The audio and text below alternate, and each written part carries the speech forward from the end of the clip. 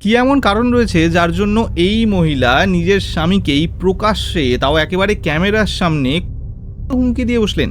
तुझे ऐसी गोली दूंगी आज, और आज तुझे मैं नींद की तो अपने बाप की औलाद नहीं, चाहे मुझे जेल हो जा, कुछ भी हो जा, जेल जाना पसंद करूंगी, पर तुझे छोड़ने की नहीं मैं।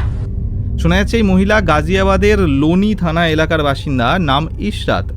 এনার বিরুদ্ধে এনার স্বামী আনিস অভিযোগ এনেছেন যে ইনি নাকি সারাদিন ইনস্টাগ্রামে অশ্লীল ভিডিও বানিয়ে পোস্ট করেন।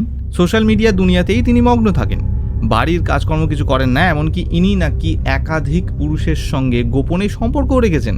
স্বামীর অভিযোগ, তার স্ত্রীকে যদি এইসব কাজকর্ম করায় বাধা দেওয়া হয় তখন এই মহিলা নাকি ঝগড়াঝাটি করতে শুরু করেন।